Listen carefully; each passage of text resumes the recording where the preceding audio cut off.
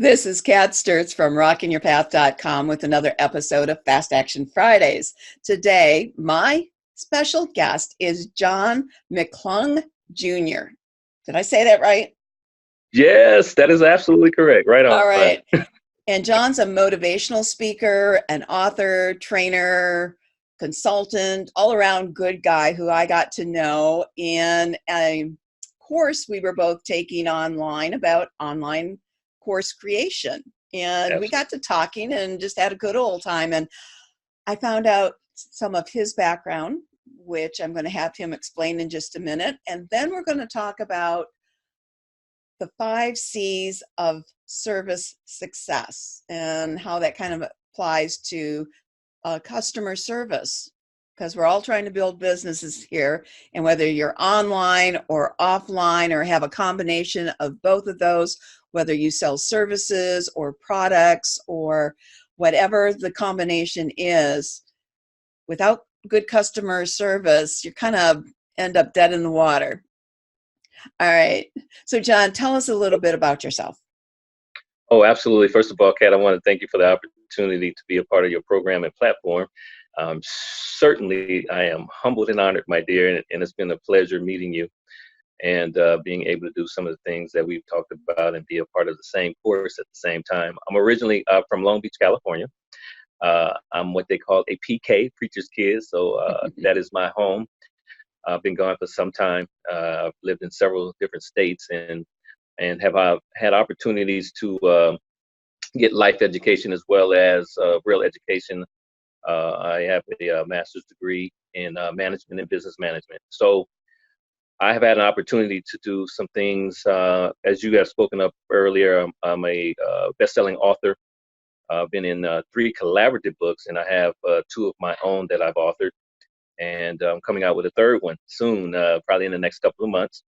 Motivational and inspirational speaker is in my DNA from family. So it was almost a given that I would do some type of speaking.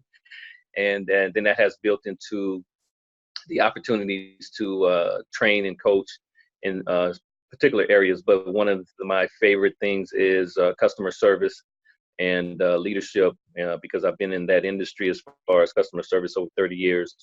And I've had an opportunity to work with small companies as well as within organizations that I've been a part of, as far as large companies, to make some changes in that particular area. Right, right. And I know one of the things we talked about, and you mentioned kind of moving around the country, you actually spent quite a bit of time in my state of Michigan. I did. I'm a 25-year vet of Michigan. I just recently left in 2011 after moving there in 1984. And I've had a lot of life transitions in that state, as well as a lot of learning processes. A lot of my corporate and Fortune 500 companies I got a chance to work with were in Michigan. And That's so great. other than the cold weather, Cat, it was a great place to be. Right. And I'm going to apologize right now. Our audio might be a little funky today because we're having some tech problems, but I'm also looking out the window at really heavy thunderstorm clouds, and that can do some funky things to audio too here out in Michigan and almost anywhere. All right. Yeah. Before we get into those 5 C's of service success, I want Yes. you just to briefly tell us about another venture that you are founder and CEO of. Wow, absolutely. I am the founder and CEO of I Am a Testimony Clothing, which is an apparel brand that I initially had laid in my spirit in 2009, and I officially started the company in 2011. And that has been my baby in some aspects, because I know that individuals who have lived for a particular time in life, they've gone through some things that they may be able to share, but might be hesitant, from opening up. And the apparel line actually gives them an opportunity to be approached openly by individuals who wear it, seeing that person and saying, "Hey, I love the shirt," or "Why are you a testimony?" or "What is your testimony?" for that fact.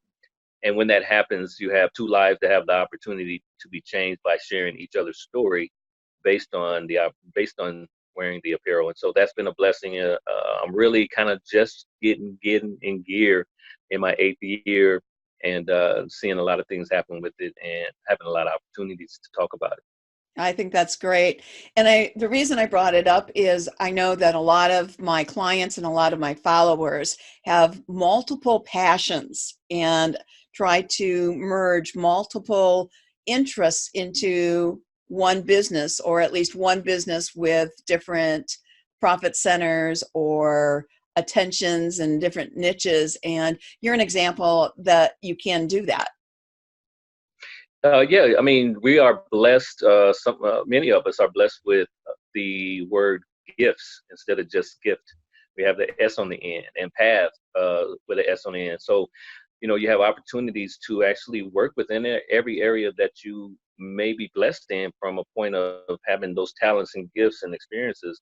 And it really just boils down to having one particular, focal point. I usually call, well, for me, I have the JM brand, which is me initially, and then everything that I work with and do is under that. And so I know you can sometimes spread yourself thin, but if you work within the opportunities of your purpose, it becomes easy because everything falls in line with what you're initially supposed to do. Right.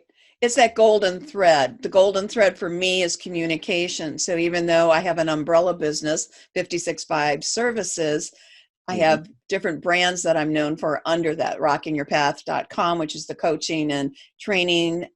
There's me, Kat Sturtz, who is the business consultant, more corporate persona and writer, also an award-winning author here.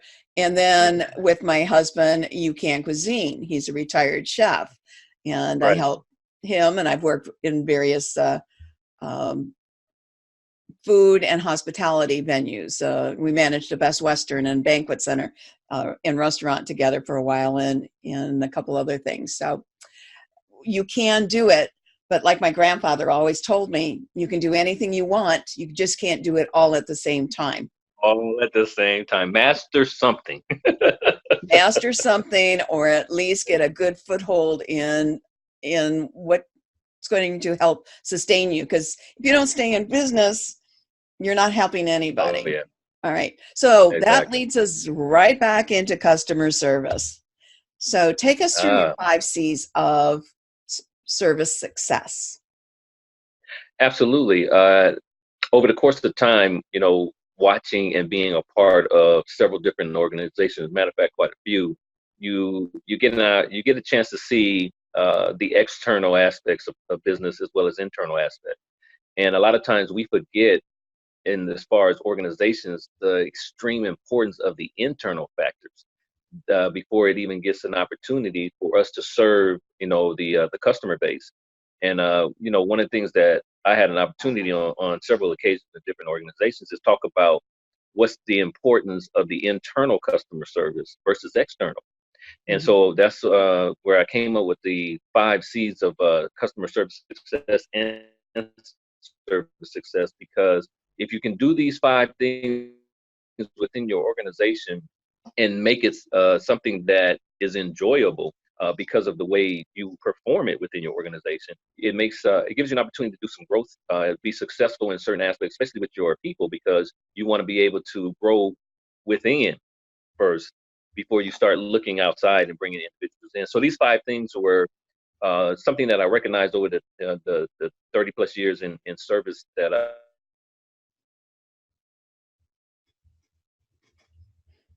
Sounds like you froze a little bit. We're just going to sit and I've here. seen what happened to them too Yeah, as well. John, could you repeat that last part a little bit? Absolutely. I've had an opportunity to, work in other Fortune 500 companies who either use these while, having an opportunity to be there, or did not use them. And I watched how they struggled, at every level. And I mean, I worked with Walmart for 3 years, and before I got there, the management didn't use these skill sets or these particular processes, and I implemented them for my team, and they got a chance to see some things happen in that store that they never saw happen. Hmm. So when I go through the 5 C's, the first one is come to work. And and I think you have to set an environment where people want to come to work. Now, here's the cool part about this. Even as an entrepreneur, you got to come to work. So it applies to you as an individual as well as an organization, because if you don't come to work within your business, you're not going to have a business. And so if your employees don't come to work, or you don't create the environment for them to come to work, you're going to fail, or you're going to have some really great struggles, because you're not going to have coverage. You're not going to have individuals who actually work one-on-one, or they are actually the face of your organization on a day-to-day basis. You're going to be trying to juggle, which is a very difficult thing when you don't have enough employees on site. Mhm. And so you have to, come to work, and that includes management. They got to come to work with a leadership mentality. They got to come to work with the type of mentality that allows them to do positive thinking, create positive atmospheres, team building. So there are certain levels of that come to work that must be implemented and integrated, that will allow that organization and or business to be successful. I think one of the things that we struggle in is that for an entrepreneur, we have days where we don't want to work. And sometimes we look at it as a volume type work, and it's really not. It's just increments. There are certain small things you can do within an hour that you don't have to try and do in 8 hours, but you got to do some work. And so that first step is, come to work, both as a business person, or as a business organization. And Right. then the second part to that is you got to have communication. That second C. And I think one of the things that I've seen in organization is the us against them, management versus employees or staff and things. And so you have a communication breakdown sometimes, because one of the things I recognize is not everybody in leadership has good communication skills. And not everyone who is considered a staff and an employee has customer service communication skills. They don't know how to interact one-to-one with customers. And Mhm. so you have to be able to teach them communication skills. And you have to be able to know how to communicate from not only the top down, but from the bottom up as well, because an organization is never going to succeed if your team that is growing the organization is not on the same page. And Exactly. so, you And know, that was one of and the in order, points yeah, excuse me, that was one of the points I made in a presentation I gave just last week about the 7 ways to rock your business, your local business marketing. And it's that yeah, you have to understand that everybody involved with your business is part of your marketing team because of this very thing you're talking about, that customer yeah, service. They interact with people. yeah. And I think, I actually I was doing a seminar, and I asked the staff. I think I had maybe 25 or 30 employees in there, and I asked them, how many of you own a business?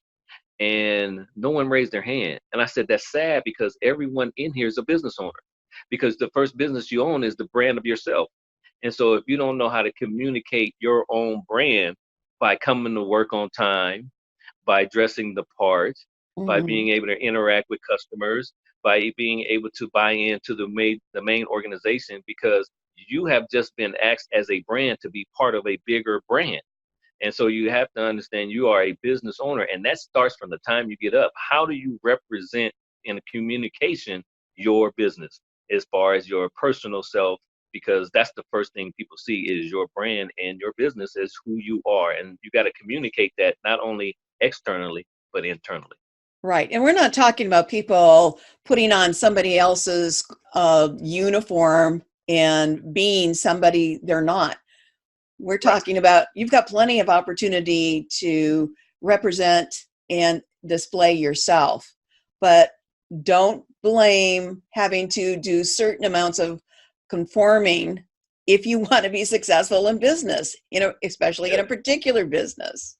It's And not that is everybody so true. else's job to mold to fit your single individual style. That's And the truth. yeah, and I think you're right on point with that, Kat, because I think sometimes we forget when we go into different organizations that we still are individuals, Hmm. and we still have to be able to communicate the skills sets that they have brought us in for. Especially if you're not an entrepreneur, you are working within another organization, but you're working with specific skill sets, talents, abilities, and gifts, and the experiences that you might bring in that you have to communicate in a professional way. And so you have to learn that as one of those things, as far as one of the C's. And so, that's something I think from a communication that people have to be more mindful, because they forget those things. That's the small part. And Right. then the next C that I sent to you was cooperation. I've watched in business where departments don't even cooperate with each other, or one manager won't cooperate with another manager, and Been there, done that in internally, those you know, businesses. yeah, and because of that, because of the lack of cooperation, you have just begun to make your infrastructure crumble from a service standpoint, because if you can't cooperate together, what makes you think you can consistently cooperate outside of your organization with your customers? Because it's going to show. It shows within the confines of the business, because it's not running as efficient as it can because there's no cooperation. you know uh One person, you got one department won't help in a particular task that they know they have individuals in that department that can help out, but they don't want to send them over there. So, or you don't want to go in the warehouse when you work in the front office. It's so especially as a small business, I think and I love the fact that these 5 C's can not only work with organizations, but they work with entrepreneurs, whether you are by yourself or if you have maybe 1 or 2 people working with you, because you're going to have to cooperate outside of the norm as an entrepreneur, because there's other individuals or relationships that you need to build, and you have to cooperate in those relationships for you to be able to be successful, because you can't do it by yourself.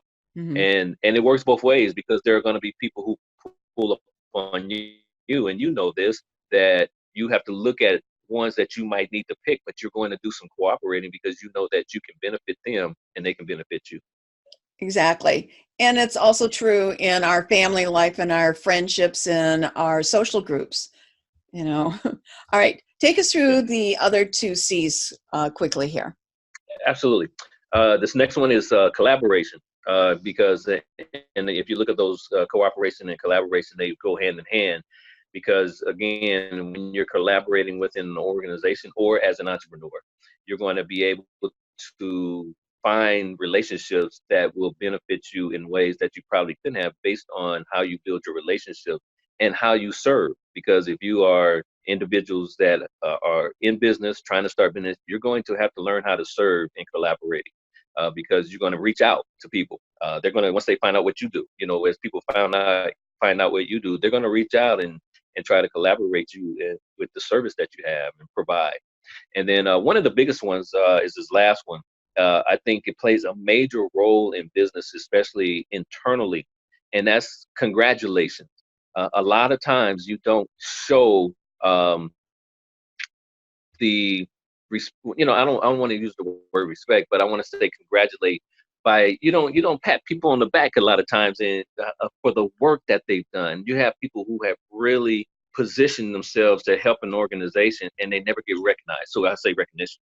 And so congratulations is a big part, because when you can see your name. I remember when I used to put my people's names on the wall, or even if it's their birthday, everywhere you go, you saw their name for the day, or they got announced over the speaker that, hey, it's your birthday, or congratulations.